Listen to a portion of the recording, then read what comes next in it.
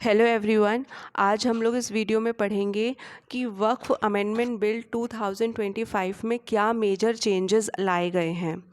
सबसे पहले जानेंगे वक्फ क्या होता है, फिर देखेंगे कि क्या प्रोविजंस थे वक्फ एक्ट 1955 के अंदर, और फिर लास्ट में देखेंगे कि क्या मेजर चेंजेस लाए गए हैं। तो वीडियो को लास्ट तक देखिएगा, हेल्पफुल लगे तो लाइक शेयर सब्सक्राइब ज़रूर करिएगा। स्टार्ट करते हैं।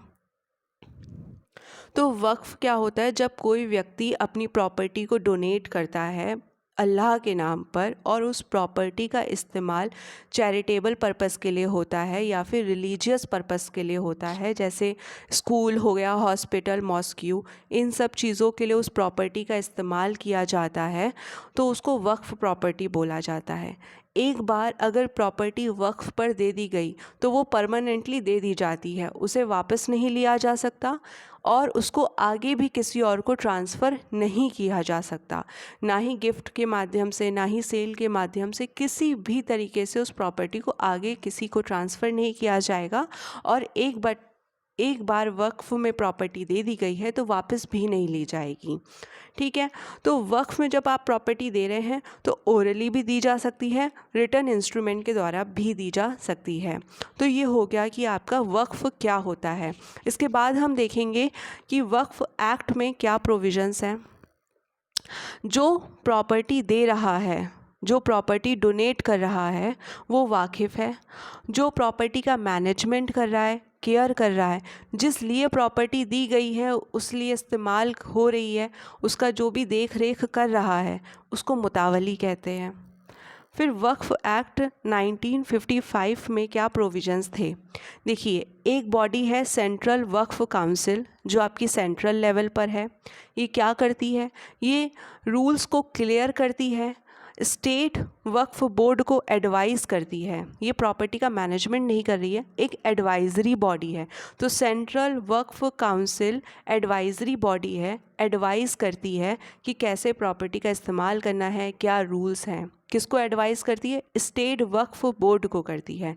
अब स्टेट वक्फ बोर्ड स्टेट लेवल पर है, ठीक, जैसे गुजरात स्टेट वक्फ बोर्ड, दिल्ली स्टेट वक्फ बोर्ड, हरियाणा स्टेट वक्फ बोर्ड, बिहार का भी हो गया। तो सारे स्टेट का अलग अलग स्टेट वक्फ बोर्ड है। ये क्या करता है? ये प्रॉपर्टी को प्रोटेक्ट करता है, प्रॉपर्टी को मैनेज करता है। उसके बाद है वक्फ ट्रिब्यूनल। यहाँ पर अगर कोई भी प्रॉपर्टी को लेकर विवाद होता है कि प्रॉपर्टी वक्फ प्रॉपर्टी है या फिर नहीं है, ऐसा कोई भी डिस्प्यूट होता है, तो उसको हैंडल कौन करता है, उसको सॉल्व कौन करता है? तो उसको ट्रिब्यूनल सॉल्व करता है। ठीक है। अब इस ट्रिब्यूनल के पास सिविल कोर्ट की पावर है। इस ट्रिब्यूनल का जो भी फैसला आएगा वो फाइनल होगा और उसके खिलाफ अपील नहीं होगी। तो ये हो गया आपका वक्फ एक्ट 1955 के प्रोविजंस। अब जो आपका रिलीजियस और चैरिटेबल इंस्टीट्यूशन है, ये आपका कॉन्करेंट लिस्ट में आता है 7th schedule of the constitution में। जो आपकी कॉन्करेंट लिस्ट है, लिस्ट 3rd, वहाँ पर आता है। इसका मतलब क्या हुआ? इसका मतलब ये हुआ कि रिलीजियस और चैरिटेबल इंस्टीट्यूशन पे स्टेट गवर्नमेंट और सेंट्रल गवर्नमेंट दोनों ही रूल्स बना सकती हैं। 2024 में आपके 2 बिल इंट्रोड्यूस करे गए थे। वक्फ अमेंडमेंट बिल 2024 वक्फ एक्ट 1955 को अमेंड करने के लिए, दूसरा मुसलमान वक्फ रिपील बिल 2024। मुसलमान वक्फ एक्ट 1923 को रिपील करने के लिए, जो मुसलमान वक्फ एक्ट है 1923, ये एक एडवाइजरी बॉडी थी और ये वक्फ जो स्टेट वक्फ बोर्ड है ना, उसको एडवाइस करती थी। तो आपका मुसलमान वक्फ एक्ट 1923 को रिपील करने के लिए ये आपका बिल इंट्रोड्यूस किया गया था। वक्फ अमेंडमेंट बिल 2025, जिसको असेंट मिल गई है 5 अप्रैल 2025 को असेंट मिली है। ये आपके एग्ज़ाम पॉइंट ऑफ व्यू से बहुत इम्पॉर्टेंट हो जाता है। ओके। तो 5 अप्रैल 2025 में इसको वक्फ अमेंडमेंट बिल 2025 को असेंट मिल गई है प्रेसिडेंट की। अब हमारे लिए जो बहुत इम्पॉर्टेंट है वो ये है कि इसमें क्या क्या चेंजेस लाए गए हैं। तो इसको उम्मीद भी कहा जाता है, तो इस बिल को उम्मीद भी कहा जा रहा है, जिसका मतलब है unified management, empowerment, efficiency and development. पहला पॉइंट है कि जो अभी हमने देखा ना कि काउंसिल होगी सेंटर लेवल पर और स्टेट लेवल पर, स्टेट वक्फ बोर्ड होगा, तो अब उसमें एटलीस्ट 2 लोग नॉन मुस्लिम होंगे, जो मुस्लिम नहीं हैं एटलीस्ट 2 लोग होंगे। सेकेंड पॉइंट है वक्फ बाय यूज़र के डॉक्ट्रिन को हटा दिया गया है। होता क्या था, जब कोई एक प्रॉपर्टी होती थी और उसको बार बार यूज़ किया जा रहा है प्रेयर्स के लिए, मुस्लिम प्रेयर्स के लिए या फिर किसी भी मुस्लिम रिलेटेड पर्पस के लिए उसे बार बार यूज़ किया जा रहा है, तो उसे एज अ वक्फ प्रॉपर्टी डिक्लेयर कर दिया जाता था। और ये किस में आता था, ये आपका वक्फ एक्ट 1955 के अंदर आता था, जिसे हम doctrine of Waqf by user कहते हैं। तो इसको 2025 के अमेंडमेंट के बिल से हटा दिया गया है।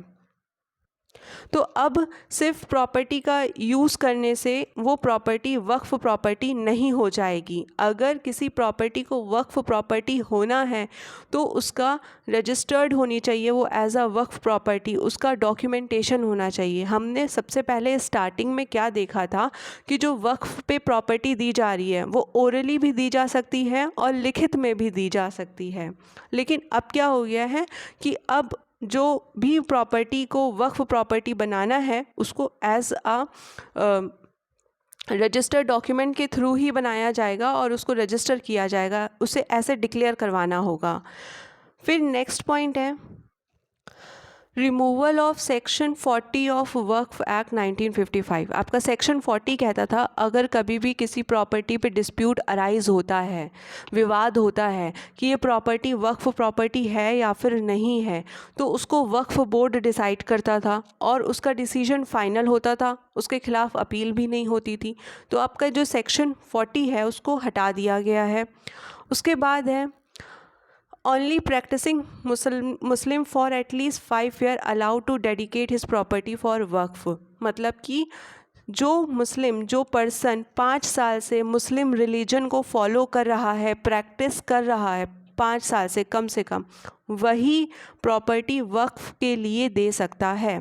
हमने सबसे पहले स्टार्टिंग में देखा कि कोई भी व्यक्ति दे सकता था, वो किसी भी धर्म का हो, अपनी प्रॉपर्टी को वक्फ के लिए दे सकता था, लेकिन अब वो पर्सन जो कम से कम 5 साल के लिए मुस्लिम रिलीजन को फॉलो कर रहा है, प्रैक्टिस कर रहा है, वही दे सकता है।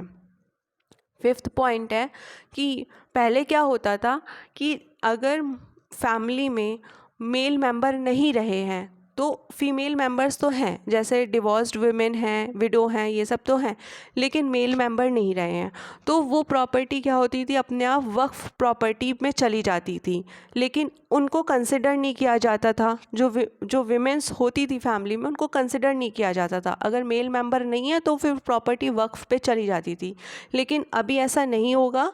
अब पहले विमेन हैं अगर तो उनका राइट होगा इनहेरिट करने का।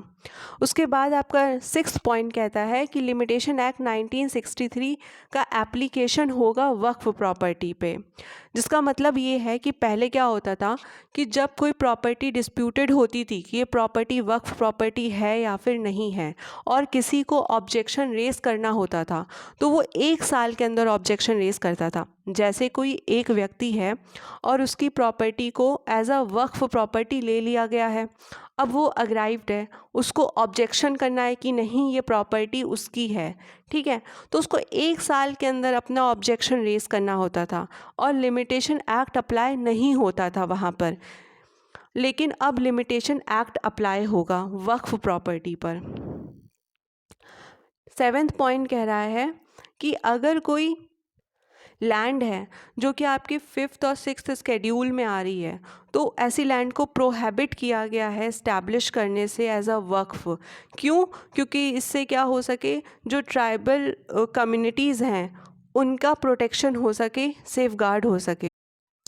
नेक्स्ट पॉइंट, जो ट्रिब्यूनल होगा जो डिस्प्यूट को रिजॉल्व करता था, हमने देखा एक ट्रिब्यूनल था, तो अब उस ट्रिब्यूनल में 3 मेंबर होंगे जिसमें कि एक डिस्ट्रिक्ट जज होगा, एक स्टेट गवर्नमेंट ऑफिसर होगा जॉइंट सेक्रेटरी लेवल का, और एक एक्सपर्ट होगा जो कि मुस्लिम लॉ ज्यूरिस्प्रूडेंस में एक्सपर्ट होगा। तो ये 3 मेंबर्स ऐड किए जाएंगे। फिर जो भी फैसला आएगा ट्रिब्यूनल का, उसके खिलाफ अपील हो सकती है 90 डेज़ में। Very important. पहले क्या था कि जो ट्रिब्यूनल था उसका फैसला फाइनल होता था और उसके खिलाफ कोई अपील नहीं होती थी, लेकिन अब अपील हो सकती है। कहाँ पर होगी? हाई कोर्ट में होगी। नेक्स्ट पॉइंट है कि अगर कोई प्रॉपर्टी गवर्नमेंट की है और उस पे विवाद उठता है कि ये प्रॉपर्टी वक्फ प्रॉपर्टी है या फिर नहीं है, तो इस बात का इन्वेस्टिगेशन किया जाएगा ऑफिसर के द्वारा, higher officer then that of collector के द्वारा। ठीक है। और जो भी इन्वेस्टिगेशन होगा वो उन्हीं के द्वारा होगा। सीनियर गवर्नमेंट ऑफिशियल डिसाइड करेंगे डिस्प्यूट को ट्रिब्यूनल की जगह पर। जब कोई डिस्प्यूट होगा, जब कोई विवाद होगा कि कोई प्रॉपर्टी वक्फ प्रॉपर्टी है या नहीं, जब वो प्रॉपर्टी गवर्नमेंट प्रॉपर्टी होगी और उस पर विवाद होगा, तो सीनियर गवर्नमेंट ऑफिशियल डिसाइड करेंगे। नेक्स्ट है Waqf board will get 5% of mandatory contribution in place of 7। This will allow the more fund for a charitable purpose. देखिए होता क्या था, जब वक्फ प्रॉपर्टी पे जो इनकम जनरेट होती थी उसका 7% जाता था वक्फ बोर्ड को, लेकिन अब कितना जाएगा? 5% जाएगा। तो इससे क्या फ़ायदा होगा? तो 5% जब जाएगा तो चैरिटेबल पर्पस के लिए फ़ंड ज़्यादा इस्तेमाल हो जाएगा, क्योंकि पहले 7% जा रहा था लेकिन अब वक्फ बोर्ड के लिए 5% जा रहा है, और जितना भी फ़ंड है वो चैरिटेबल पर्पस के लिए ज़्यादा इस्तेमाल हो रहा है। नेक्स्ट पॉइंट है Waqf institute earning more than 1 lakh undergo audit by state appointed auditors. तो वो जो वक्फ इंस्टीट्यूट हैं जो 1 लाख से ज़्यादा अर्न कर रहे हैं, उनको ऑडिट करवाना होगा अपने अकाउंट्स को, जो कि अपॉइंटेड होंगे। ऑडिटर्स जो अपॉइंटेड होंगे वो स्टेट के द्वारा अपॉइंटेड होंगे। नेक्स्ट पॉइंट है कि सेंट्रलाइज पोर्टल होना चाहिए for automated Waqf property management. तो पोर्टल होगा, पोर्टल पे जो भी वक्फ के रिकॉर्ड हैं वो डाले जाएंगे, तो जिससे कि ज़्यादा ट्रांसपेरेंसी और एफिशिएंसी मेंटेन हो सकेगी। तो पोर्टल पे सारी इन्फॉर्मेशन होगी। अब इस अमेंडमेंट बिल के प्रोस क्या हैं तो वो देख लेते हैं।